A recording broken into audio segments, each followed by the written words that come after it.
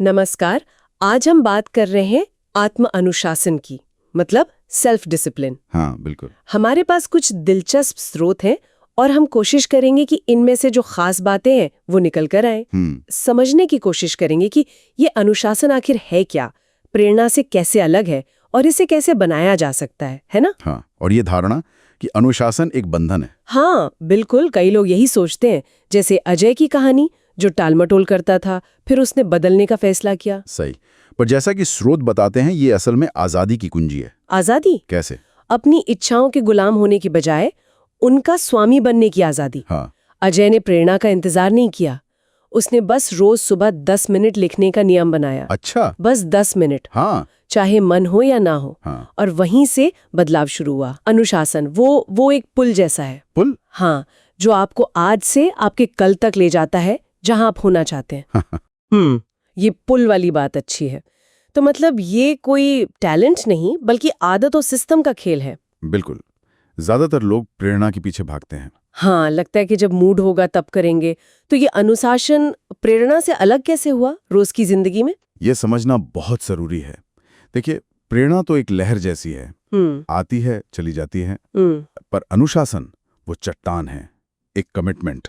मतलब जब लहर न भी हो तब भी वो टिका रहता है? एकदम सही।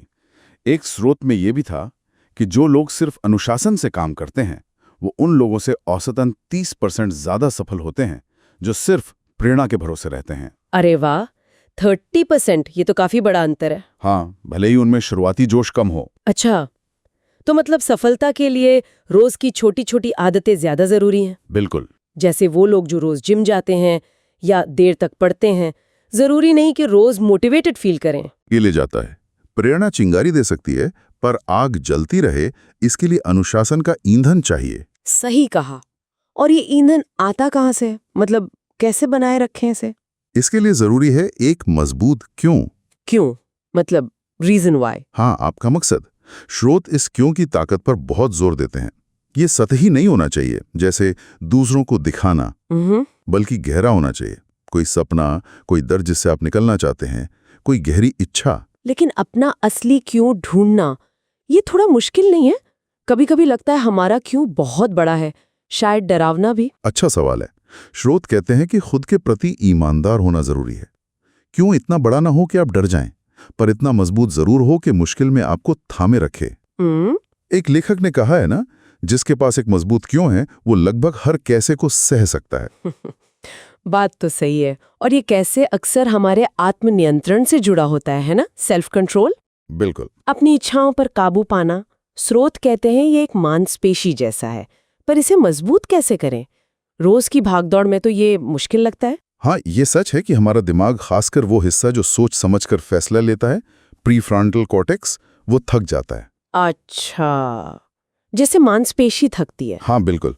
लगातार छोटे छोटे फैसले लेने से, इच्छाओं को दबाने से, वो क्या कहते हैं, मानसिक ऊर्जा कम हो जाती है। तभी तो दिन के आखिर में जंक फूड खाना आसान लगता है। हाँ, सही है। तो उपाय क्या है? इसे मजबूत करने के लिए रोज छोटे सचेत निर्णय लें। और एक बहुत जरूरी चीज, अपना माहौल बदलें। ध्यान भटकाने वाली चीजें हटा दें। माहौल बदलना, हाँ, ये कारगर हो सकता है। अच्छा, इसी से जुड़ी एक और बात है, सुबह पर महारत, मास्टरिंग द मॉर्निंग। सुनने में अच्छा लगता है, पर इसे इतना जरूरी क्यों माना गया है? क्योंकि स्रोत बताते हैं कि सुबह हमारी इच्छा शक्ति, हमारी विल पावर सबसे ज्यादा होती है। अच्छा, सुबह ज्यादा। हाँ, और डिस्ट्रैक्शंस भी कम होते हैं। सुबह को जीत लिया तो समझो दिन के लिए एक मजबूत नींव रख दी। हाँ, एक डेवलपर का उदाहरण था नोट्स में। वो रोज कोड करने से कतराता था। उसका क्यों था अपने परिवार का भविष्य। उसने बस 15 मिनट सुबह टाइमर लगाकर शुरू किया। सिर्फ 15 मिनट? हाँ, और आज वो अपनी कंपनी चला रहा है। तो एक छोटा इरादतन रूटीन भी बड़ा फर्क ला सकता है। तो सिर्फ जल्दी उठना नहीं, बल्कि इरादे से उठना, ये अहम है। अच्छा, अनुशासन में सिर्फ ये नहीं कि क्या करना है, बल्कि ये भी है कि क्या नहीं करना है। हाँ बिल्कुल, ना कहने का अनुशासन। ये सिर्फ टाइम बचाने के लिए है? नहीं नहीं नहीं, ये उससे कहीं ज्यादा है।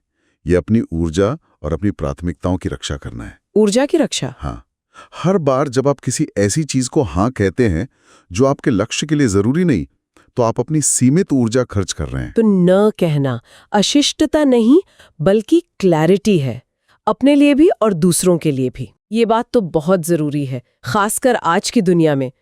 लेकिन इस रास्ते पे गलतियां तो होंगी, लोग फिसलेंगे भी।